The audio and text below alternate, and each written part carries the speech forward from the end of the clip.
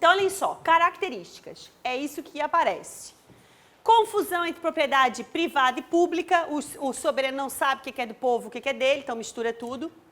Impermeabilidade à participação da sociedade privada, ou seja, aqui ela não deixa que a participação privada aconteça, social aconteça, certo?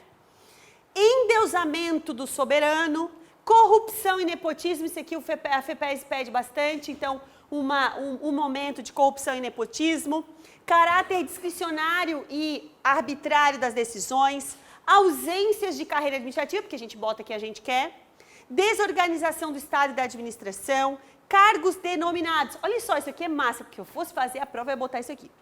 Cargos denominados prebendas ou sinecuras. O que é isso? Sinecuras, o que é? Isso aqui é o seguinte, é aquele cargo que tu não faz muito e ganha bastante, ou seja, faz pouco e ganha muito, tá? Então, nós tínhamos isso, tipo, tu ganhava lá uma função, tu agora vai ser a superintendente geral da simpatia do Estado, certo? E aí tu não fazia muito, mas ganhava bastante. É isso que a gente chama aqui de prebendas ou sinecuras. Descaso pelo cidadão e pelas demandas sociais, então o cidadão que se foda, né? Poder oriundo da tradição e da hereditariedade. Então, quando a gente vê aí em determinadas campanhas políticas, fulano é daquela época do patrimonialismo, né? Ou seja, aquela administração patrimonial, ou seja, que vai passando de pai para filho, né? Em que se faz do Estado uma casa privada, uma casa comum. Então, essas são aí as principais características. Por que ele cai? Por que ele entra em declínio? A partir da ascensão do capitalismo e da democracia, o mercado e a sociedade não mais se confundem com o Estado. Ou seja, agora a gente vai ter os dois setores bem definidos, o mercado e o Estado. E aí torna-se incabível a manutenção no modelo patrimonialista, tá? E aí vimos que aqui no Brasil isso acontece aí em 1930. Eu vi que a FEPES trouxe em uma questão isso, eu já aproveito para destacar para vocês bem rapidamente isso. Isso é uma noção bem de administração pública. Quando a gente fala em economia, a gente fala em 3 setores, olhem bem, em 3 setores. Nós falamos então no primeiro setor, que é o Estado. No segundo setor, que é o mercado. Então, a gente separa muito bem o que é o Estado, né? Então, que vai aí organizar a nossa vida em sociedade, que trabalha para os interesses da coletividade, mas nós temos a figura do mercado. O mercado é a livre iniciativa, quem ganha mais, quem pode mais, quem trabalha mais, quem ganha, livre iniciativa, certo? Nós temos um terceiro setor, que é chamado de terceiro setor, bem assim, ou entidades paraestatais. Aqui nós vamos ter o quê? Aquelas entidades que não entram nem no Estado e nem no mercado. Não entram no Estado porque não fazem parte da organização do Estado.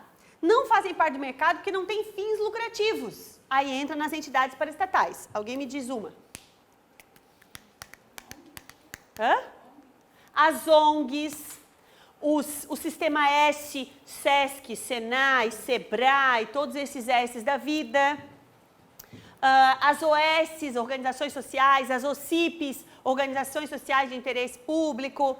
Então, são essas figuras que elas não entram no Estado, porque elas não fazem parte da administração direta e indireta, e elas também não entram no mercado, porque elas não têm fins lucrativos, certo? Então, a gente separa muito bem em 3 setores. Cuidado, porque pode aparecer isso dentro das questões de vocês, tá? Fala-se, obviamente, num 4º setor, né? Que seria a informalidade ou a pirataria, né? Se fala aqui num 4º setor, mas isso, né? Claro que movimenta bastante, mas é a margem do sistema. Esses dias eu até achei interessante que tem uma associação aqui em Florianópolis, a Associação do Comércio Ilegal. Dos ambulantes, assim, sabe? Do pessoal que... Era uma coisa assim. Gente, olha só. Se eles praticam uma atividade ilícita, Porque eles não têm... Como é que eles não têm uma associação? Né? Mas eles têm até um presidente. E aí, até quem estava comentando isso é alguém que trabalha na prefeitura, porque eles queriam uma reunião. Não, eu sou presidente da Associação do Comércio Ilegal. Né? Tá aí, né? Eles existem. Que eles existem. Isso a gente sabe que sim. Aí a gente entra, então, na burocrática, que vai de 30 até 95. Gente, é fácil gravar essas datas aí. Aí a burocrática. Aí vem aí com toda a teoria de Max Weber, né? Aí isso fora do Brasil, obviamente, né? Conhecida como teoria da burocracia na administração pública, é fruto do pensamento do sociólogo aí, Max Weber. Qual é o norte que ele tem? Qualquer sociedade, organização ou grupo de pessoas que se baseiem em leis racionais, aí vale grifar isso aí, é uma burocracia. Então a gente sai desse aspecto emocional, vai para aquilo que é racional, entra aí na burocracia.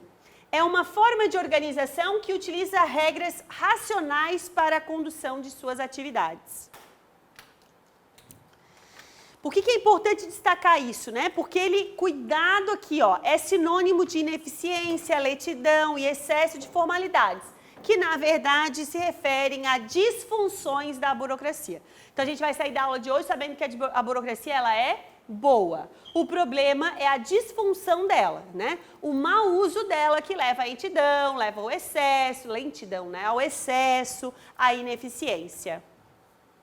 No Brasil, então, a gente viu aí segunda metade do século XIX, quando o Estado liberal está ganhando corpo, e ele vem para quê? Vamos botar um procedimento nessa bagaça para ver se a gente consegue aí afastar toda a corrupção, o nepotismo, que é marca do patrimonialismo. Então, vem com esse intuito de fazer essa ruptura.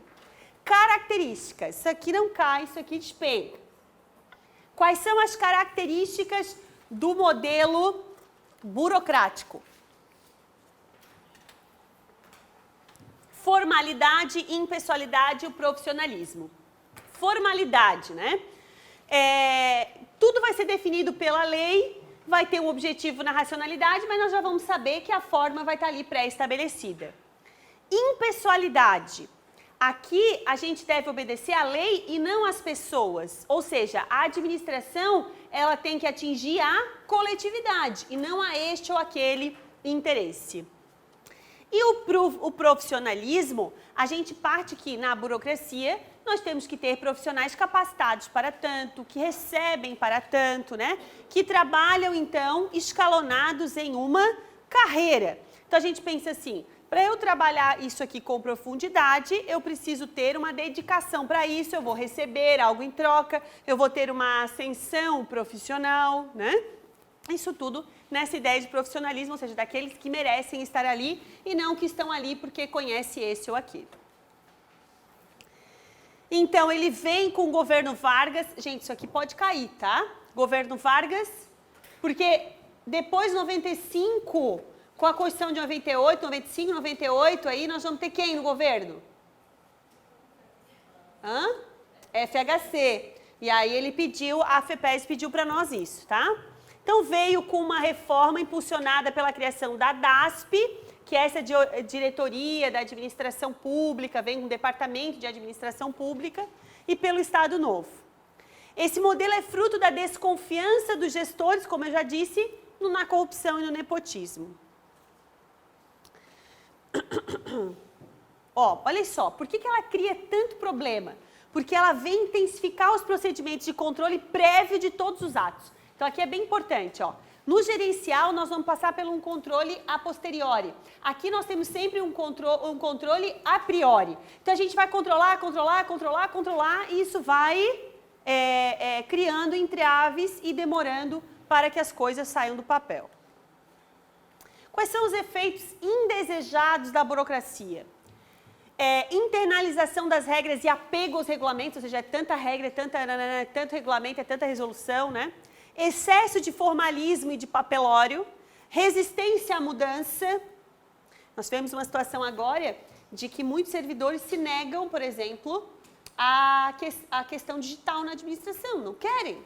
Não, porque eu sempre fiz assim, que nananã, né? Por quê? Porque ele vem desse modelo aqui, ó, e ele quer continuar fazendo daquela forma toda.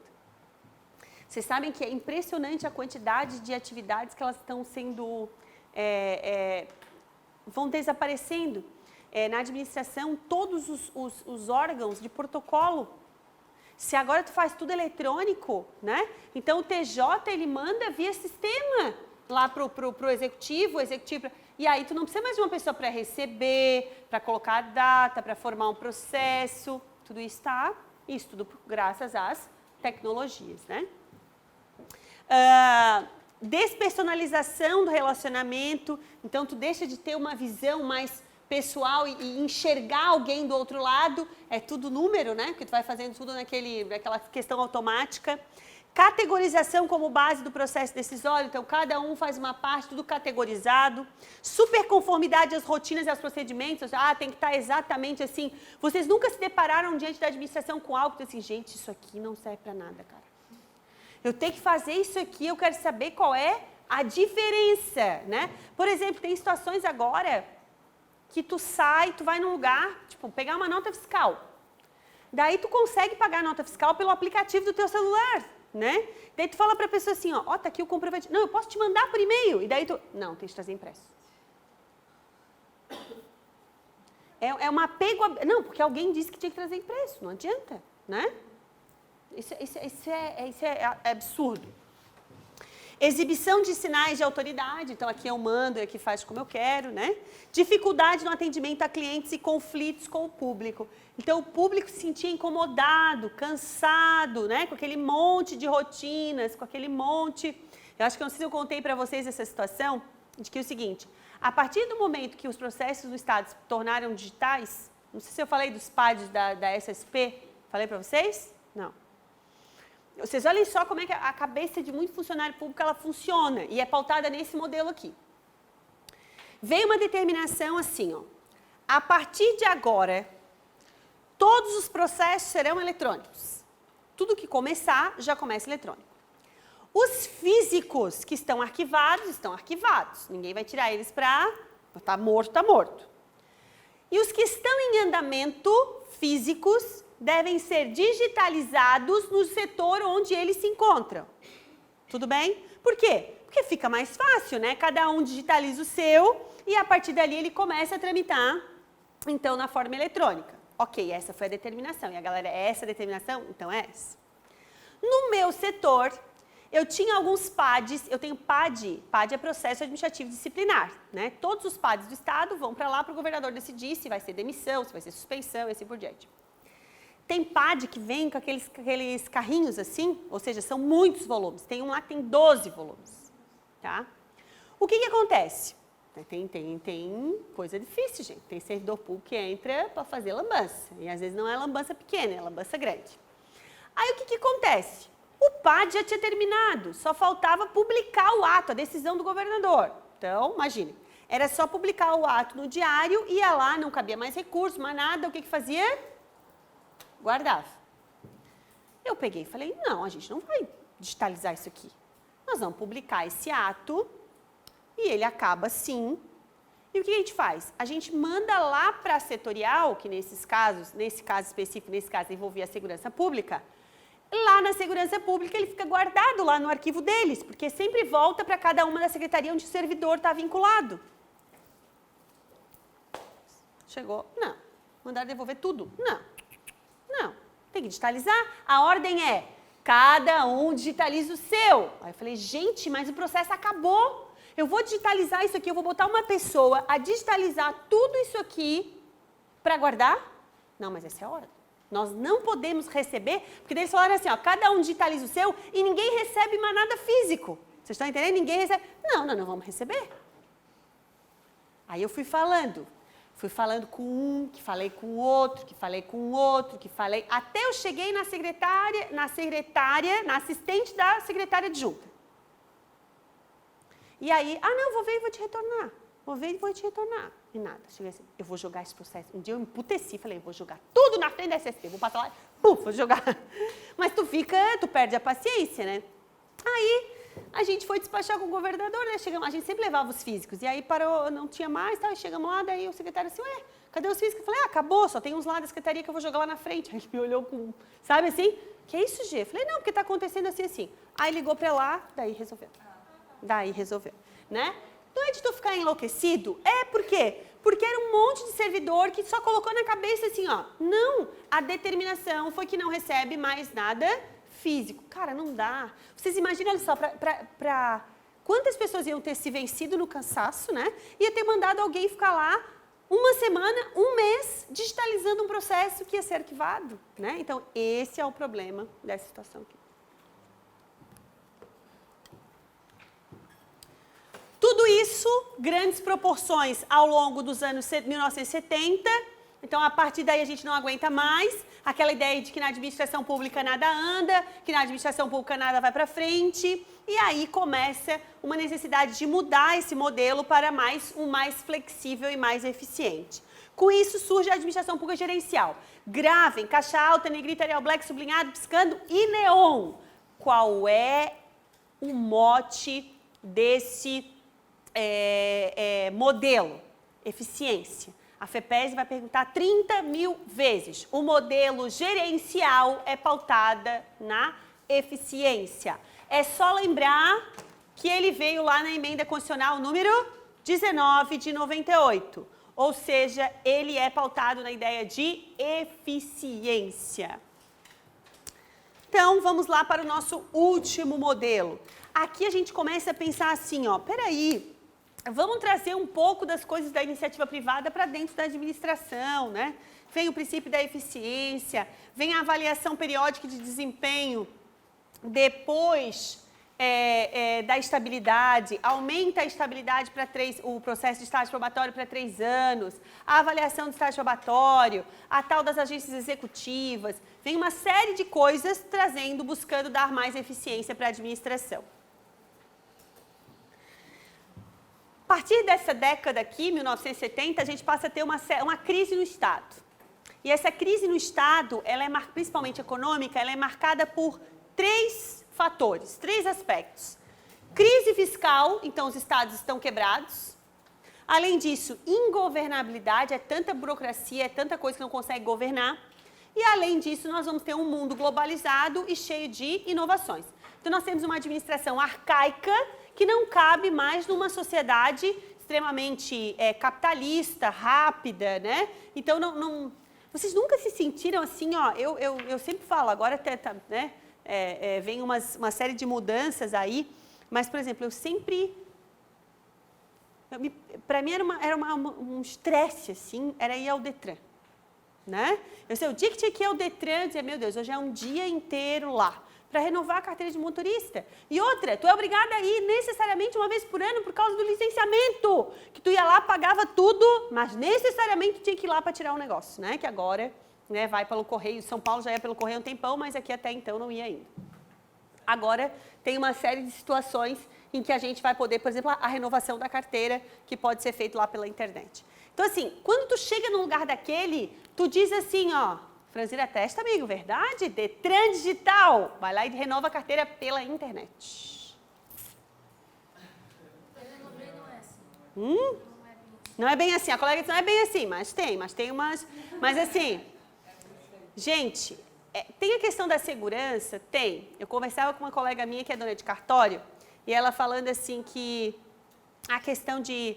Os cartórios, cada vez a gente está usando menos, né? E a tendência é que eles também diminuam bastante a função deles. E ela dizia assim, ó, Gi, tem que olhar pelo lado da segurança, tá? O Brasil, uma coisa é um contrato lá na Dinamarca e outra é um contrato no Brasil, né? Então, ela traz uma série de aspectos que são verdadeiros. Então, às vezes, a gente vê alguns aspectos da administração que não dá para simplesmente mudar tão rápido por conta da questão da segurança. Mas também não dá para a gente ficar na idade da pedra. Não dá, tem que mudar. Cada vez que eu ia num órgão desse, eu fico pensando assim, eu falei, cara, não pode, gente, não pode. Tanta coisa que a gente consegue hoje fazer e a gente continuar com a administração tão atrasada, né? Não se coaduna mais com o modelo de vida que a gente tem, né? Então, tem que pensar nisso. Então, observe. A partir dessa época, a gente pensa, os governos quebrados não conseguem governar em um mercado ultra acelerado, super tecnológico. E aí é onde a gente vê a necessidade de mudança, né? Aumenta as despesas e caem as receitas aí do Estado. Então, vamos dar uma olhadinha aqui num conceito que vale a pena a gente dar uma lidinha dessa administração gerencial. Emerge na segunda metade do século XX como resposta, de um lado, à expansão das funções econômicas e sociais do Estado, e de outro, ao desenvolvimento tecnológico e à globalização da economia mundial, uma vez que ambos deixaram à mostra os problemas associados à adoção do modelo anterior. A eficiência da administração pública, a necessidade de reduzir custos e aumentar a qualidade dos serviços tendo o cidadão como beneficiário, torna-se, então, essencial. A reforma do aparelho do Estado passa a ser orientada predominantemente pelos valores da eficiência e qualidade na prestação de serviços públicos e pelo desenvolvimento de uma cultura gerencial nas organizações. Fica aqui uma dica para vocês, às vezes você que me ouve em casa, eu tenho falado muito disso, até talvez tirando um pouco da nossa aula, mas de uma maneira geral. Eu coloquei no meu coração que eu não serei mais mal atendida em lugar algum. Eu acho assim, se você trata bem as pessoas, não tem por que você tolerar. Quando você tolera, você permite que aquela pessoa continue a reiterar aquela conduta.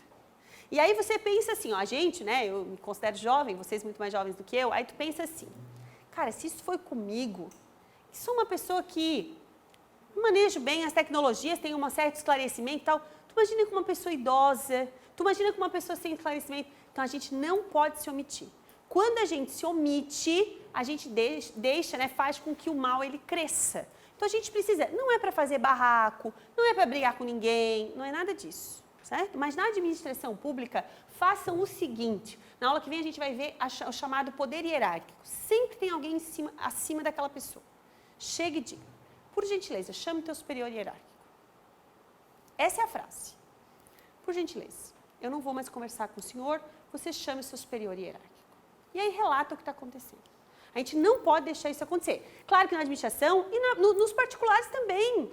Por que a gente se deixa? Às vezes a gente está pagando por um serviço e está mal atendido, não é? Não, não pode. Não pode. Não podemos aceitar que isso se perpetue. O que a nova gestão... Aí aqui, ó, cuidado, cuidado, cuidado, cuidado. Esse modelo gerencial também é chamado pela doutrina como nova gestão pública. E a FEPESE vai chamar assim. Então, olha só, aparece nova gestão pública, daí tu, puta, e agora? Tá falando de qual modelo? É do burocrático? Não, é o do gerencial. Então, cuidado, o modelo gerencial também é chamada de nova gestão pública. Pode cair assim lá na tua prova.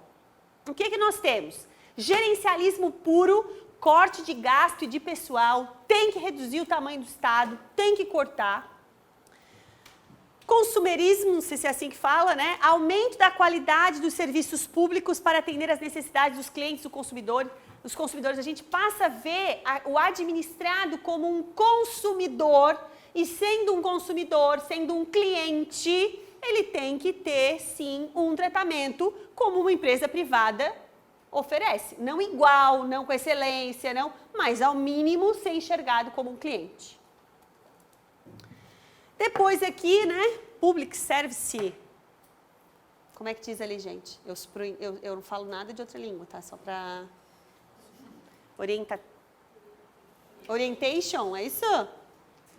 Preocupação com a equidade, observem, ó, prestação justa do serviço, agora cuidado disso aqui, ó. E com essa expressão bem... Quem é da administração aí? Vai lá. Accountability, tá vendo? Aqui, ó, cuidado com essa expressão que isso aqui é o que? O CESP deve estar falando de mim. Que a FEPESE, vai que muda e vai ser CESP, né? Não. Vai que a FEPESE vai usar. Isso aqui, ó, vem com essa ideia de prestação de contas. Mas prestação de contas para quem? Para a sociedade.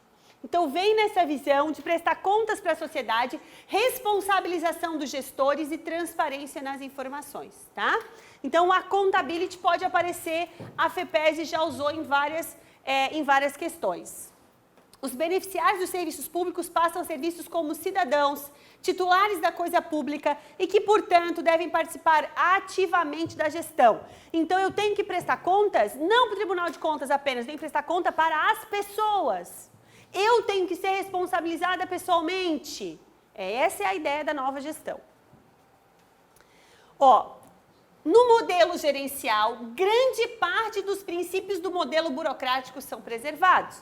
Nós não falamos que no burocrático tem a ideia da impessoalidade? Ela permanece aqui. Então, não é que a gente afasta o burocrático, a gente tem a burocracia, mas com o plus, como diz Manezinho, o plus a mais aí do gerencialismo que vem nessa ideia de eficiência, de transparência. Na verdade, a administração gerencial busca fundamento no modelo burocrático, adequando alguns mecanismos que, por excessiva rigidez, causavam a ineficiência da máquina pública. Aqui vem uma discussão importante, ó. Com essa questão da rigidez, tem muita gente que acredita que uma das situações do mau atendimento na administração pública é a estabilidade. Eu vou morrer sendo defensora da estabilidade. A estabilidade, ela é necessária considerando toda a questão política partidária que está dentro dos governos. Como é que tu vai ter tranquilidade para exercer a tua tarefa se aquele que ingressou pode a qualquer momento te mandar embora? Ah, se você não fizer dessa maneira ou daquela maneira, então a estabilidade, ela é uma casca. Há quem diga que a estabilidade ela é um problema, porque daí o servidor estável ele não trabalha. Gente, o servidor público efetivo, ele trabalha. O grande problema da administração é outra coisa, são as pessoas que entram lá sem a mínima capacidade para estarem lá. E existe uma situação chamada, um período chamado estágio probatório. Em 3 anos dá para ver se a pessoa tem ou não tem ali o traquejo. Se não tem, avalia e já tira no estágio probatório. Agora, acabar com a estabilidade, eu acho fria. Mas vai, às vezes, nessa ideia que de mais eficiência, de mais flexibilidade. É um problema. Principais características do modelo gerencial. Confiança, descentralização, maior autonomia para gestores e servidores, incentivo à inovação, estrutura hierárquica flexível, não é aquela coisa tão militar, né? Eu mando porque eu mandei assim e pronto, né? Não, nós temos aí uma flexibilidade maior. Profissionalismo, né? Um critério técnico de seleção, o concurso com todas as suas etapas. Competência técnica e meritocracia. Controle a posteriori dos resultados. Então, para a gente não ficar controlando antes, a gente faz um controle posterior. Separação de interesses, público e privado. E a principal ideia que é a eficiência. Gente, o que mais cai são as características, tá? É bom a gente ficar bem atento aí nessas características. Ficou bem fácil? No primeiro momento que apareceu lá no edital, parecia um bicho de 7 cabeças, né? Mas não é. É bem fácil. Eu achei as questões de direito administrativo ridículas, assim. Dessa parte aí, bem fáceis mesmo.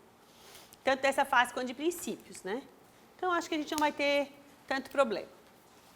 Vale a pena, eu acho que está lá no bônus para vocês, no curso de vocês, a parte de organização, que já tem gravado. Se puderem dar uma olhadinha nessa minha aula antes, porque esse é a nossa terceira aula aqui. Esse tema é um tema mais pesado. E esse tema, o pessoal costuma não digerir muito bem na primeira vez que ele é ministrado. Então, é bom a gente ouvir pela segunda, pela terceira, ajuda bastante.